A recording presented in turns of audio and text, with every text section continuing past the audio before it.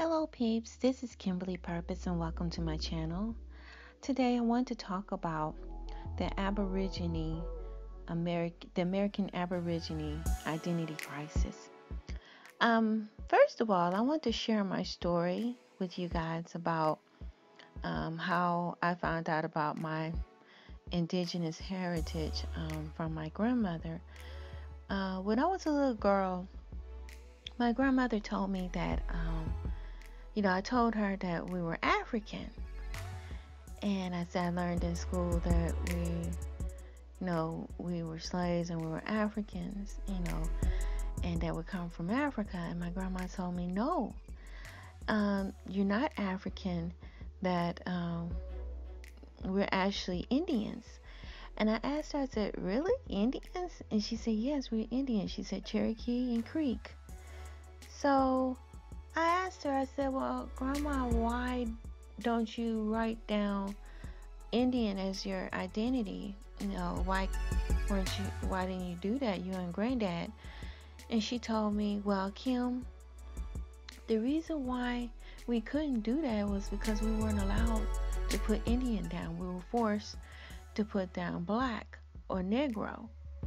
And so I never really understood what my grandmother meant by that until one day I watched a video by Dane Calloway. He has a wonderful channel that goes into thorough detail about the history of the American Black Aborigines here in the United States, the AK African Americans, also known as African Americans. But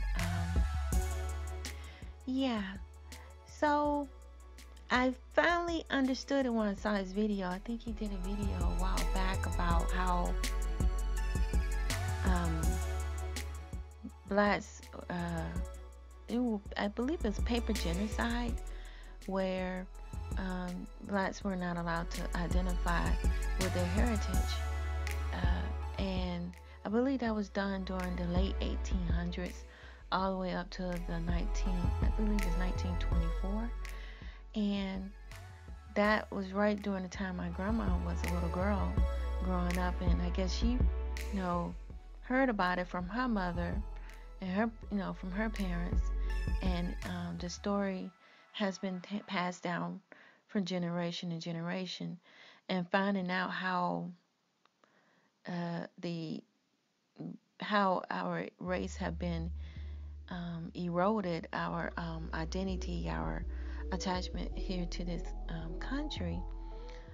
It was done through pretty much the Jim Crow law that was passed to ensure that blacks could not identify as Indians, and instead they allowed the $5 Indians to be put on the Dawes roll. But I know my family was listed on the Dawes roll originally, but then of course they moved everybody, I believe, to Oklahoma, and that's when they started that process of taking black Indians off the list and putting white settlers on the list instead, or mixed biracial Indians that look more European on the list. And so that way it sort of destroyed our identity.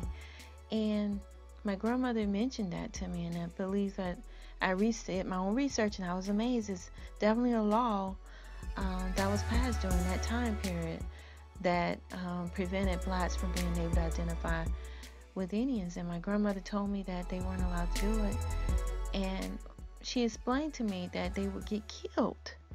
And living in the deep South, because we right down here in Georgia, with the Jim Crow laws and everything, a lot of blacks were afraid for their life. If you broke any law or did anything wrong, they would be ready to lynch you or kill you or throw you in prison, and do cruel things to you, and prevent you from having your rights.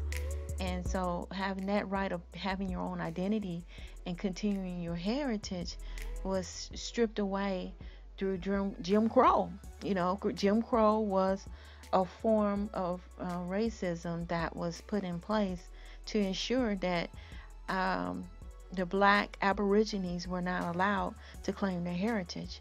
So I want to share that with you guys. I want to share how, you know, families pass on stories from generation to generation, and it's been verified through the history book, through law, not through history book, I'm sorry, but through law, how, you know, uh, our identity has been erased.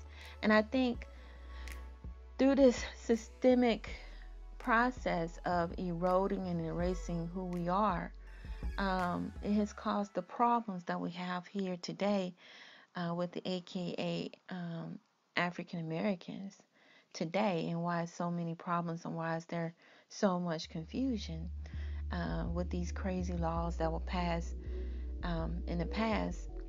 It made it harder for us to identify with who we really are. But it pretty much created a crisis. But finding out the truth and going online, doing research and hearing other YouTubers and doing my own studies and having access to books that's not published here in the United States, obviously, or been banned, or we weren't allowed to have access to them when they weren't allowed in the classroom in no schools pretty much here in the United States, be from elementary all the way up to the collegiate universities. You pretty much had to go outside the country back in the day prior to the internet to get the truth. But now the truth is starting to come out, and it's coming out like water. You can't stop it. The floodgates have opened, and I feel like it's a blessing that we're finally starting to see who we are and starting to understand with the our ancient artifacts, the scientific data that's been found of the Aborigine bones that were found in Brazil, which proved that blacks were here in the United States. Is giving us a piece of who we are, an identity that has been wiped out due to white supremacy and eugenics and slavery, which is pretty much still intact to this very day. But that's a whole nother ball game, whole nother story. But I wanted to share my story with you all about how I found out about my identity, as being an Aborigine, being Cherokee and Cree Indian from my mother's side, my grandmother's side, and my grandfather's side. How the story's been passed on, and how it's been verified, and how we were able to trace back our ancestry, even all the way to the Dawes list, actually being listed as Indian. So, it just shows how important it is to have families share stories and pass down stories, and how you can actually learn from your elders. So I would recommend those who are our brothers and sisters, our Aborigine brothers and sisters, to talk to the elders in your family. Find out your history. Get the stories, get the information, line it up with the records that are out there. Go online, do your own research. That's what we did.